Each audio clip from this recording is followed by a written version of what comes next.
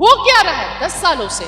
झूठी तो परोसा जा रहा है। तो हक को, सच को कैसे गलत करके देश की जनता को दिखाना, यही आज की गोदी मीडिया कर रही है। ये लड़ाई चोरों के खिलाफ है। देखिए, अडानी और अंबानी के हजारों करोड़ के कर्ज माफ कर सकती है, पर किसानों को एमएसपी नहीं दे सकती है।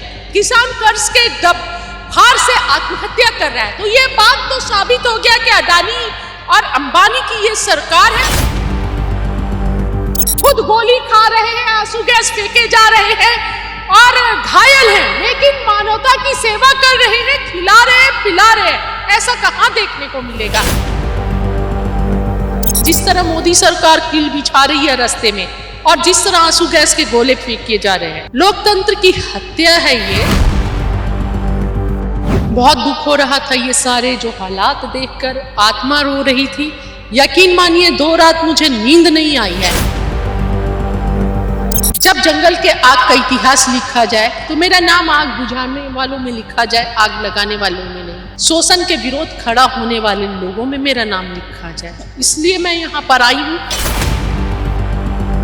13 महीने किसान अंदोलन का हिस्सा रहे जेबा खान होनी झारखंड तो एक बार फिर अंदोलन च पहुंच गए। शंभू बैरियर ते खड़े हाँ।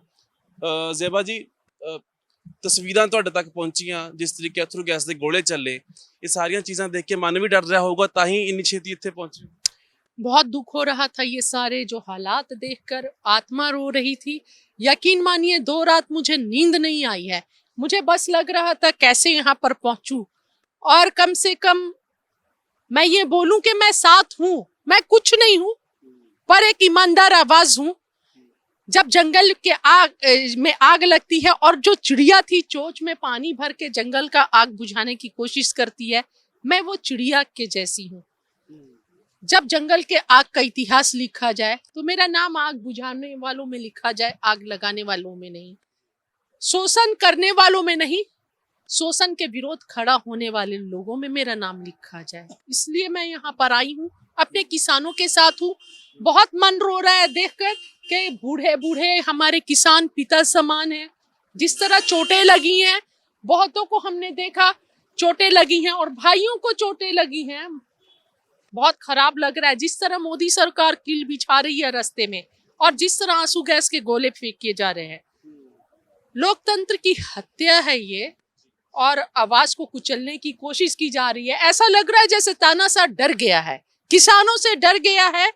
और मुझे सैल्यूट है पंजाब हरियाणा के किसानों का, ऐसे समय में जब पूरा देश मोदी और शाह के ईडी से, सीबीआई से, आईटी से डरा हुआ है, डर डर के पाले बदल रहा है और बोल नहीं रहा है, सवाल नहीं कर रहा है। ऐसे में पंजाब और हरियाणा अपने हकों की मांग के लिए खड़ा है।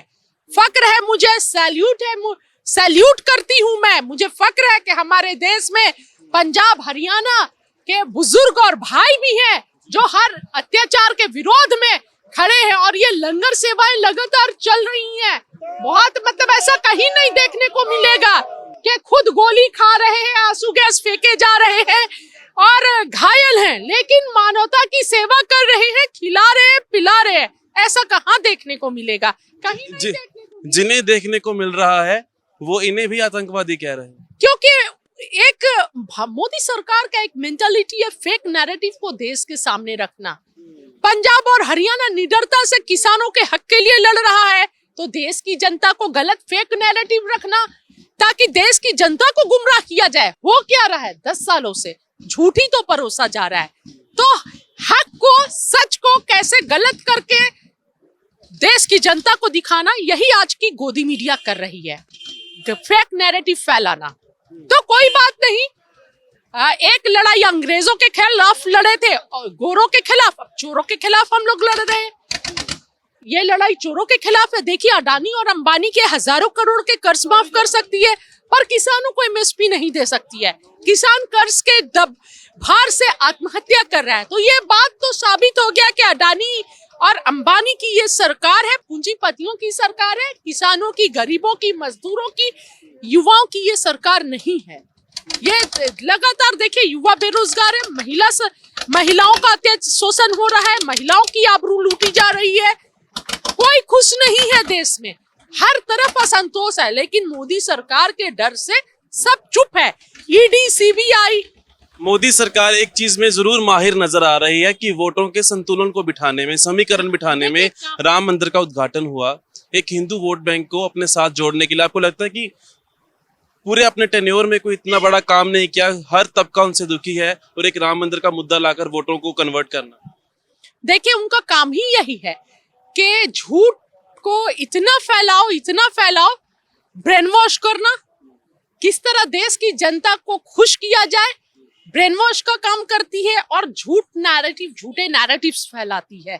जिस तरह किसानों के बारे में झूठे नैरेटिव्स फैला रही है, जिस तरह जो हरियाणा से हमारी बहनें थी, पहलवान बहनें, उनको बेआबरू करके घसीट के भेजा गया, और अब तक मंत्री जी बैठे में है, उनके पर कोई कार्रवाई नहीं हुई। मणिपुर में महिलाएं जल रही हैं। मणिपुर में इतना अगर फौज भेज दिया गया होता तो मणिपुर नहीं जला होता। 8 महीने से मणिपुर 1 साल होने जा रहा है, मई में 1 साल हो जाएगा, मणिपुर जल रहा है। अब तक कुछ घटनाएं होती रहती हैं, शांत नहीं हुआ। तो ये अगर जो फौजें यहाँ लगाई गई हैं देश के किसानों के लिए, ये चाइना पे लगा दी गई होती तो चाइना अंदर नहीं घुसता। तो चाइना से तो आप लड़ नहीं सकते हैं, हिम्मत नहीं है।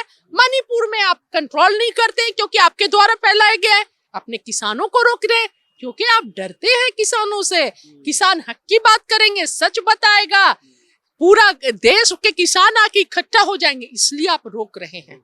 बहुत बहुत शुक्रिया ज़ेबा खान, स्पैशल झारखंड तो पहला भी किसानी अंदोलन का हिस्सा रही तो हुण भी खुल के गल कर रहे हैं। जिस तरीके का फेक नैरेटिव मुल्क के अंदर उभारिया जा रहा है, सारे ਵੱਡੇ ਮੁੱਦਿਆਂ ਨੂੰ ਇੱਕ ਪਾਸੇ करके धर्म की सियासत हो रही है, ਉਹਨਾਂ ਦਾ पर्दाफाश किया। अपने सहयोगी रविशंकर ਦੇ ਨਾਲ ਕਰਨ शर्मा, अखर ਦੇ ਲਈ।